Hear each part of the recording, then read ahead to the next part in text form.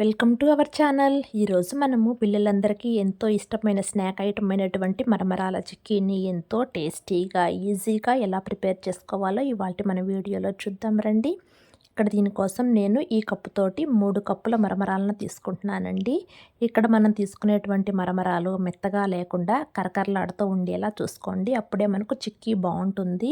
ఇలా మనము మరమరాలని నలిపితే పొడయ్యేలా ఉండేలా చూసుకోండి. ఒకవేళ కనుక ఇవి మెత్తగా ఉన్నట్లయితే వీటిని కొంచెం సేపు ఎండలోనైనా సరే పెట్టుకోవచ్చు. లేకుంటే ఒక 2 మినిట్స్ స్టవ్ మీద పెట్టేసుకొని ఫ్రై చేసుకున్నా సరే సరిపోతుంది. ఇలా మరమరాలు తీసుకున్న తర్వాత 3 కప్పుల మరమరాలకి 1 కప్పు బెల్లం అయితే స్వీట్ సరిపోతుందండి.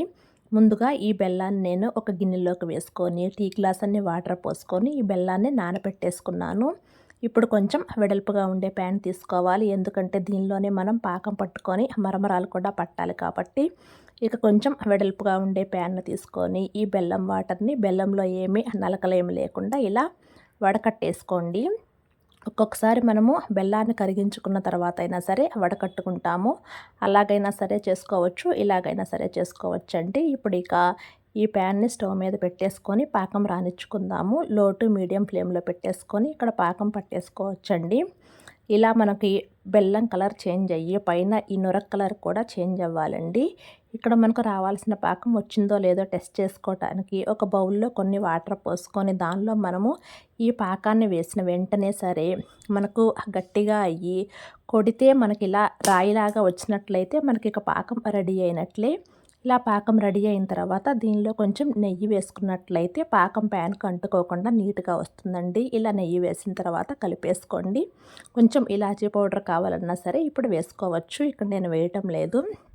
ఇక ఈ మరమరాలు మొత్తం వేసిన తర్వాత పైనుంచి కింద వరకు మొత్తం కలిసేలా ఒకసారి కలిపేసుకొని ఇక్కడ మీకు ముద్దలు కావాలన్నా సరే చేసుకోవచ్చండి. ముందుగానే ఒక ప్లేట్కి గిన్నెకి నెయ్యి రాసి పెట్టేసుకొని ఈ బెల్లం పాకం మిశ్రమం మొత్తాన్ని దీనిలోకి వేసేసుకొని ఇలా గిన్నెతో సమంగా పరిచేసుకోవాలి. గిన్నె అడుగు సమానంగా ఉండేలా చూసుకొని దానికి మాత్రమే నెయ్యి పూసుకొని ఇలా ప్రెస్ చేసుకోండి. మ్యాషర్ అడుగు నెయ్యి పూసుకొని అయినా సరే ఇలా మనము సమంగా పరిచేసుకోవచ్చు. ఇలా కంప్లీట్గా పరిచేసుకున్న తర్వాత ఒక అరగంట పాటు ఈ పాకాన్ని మనము ఆరబెట్టేసుకుందాము.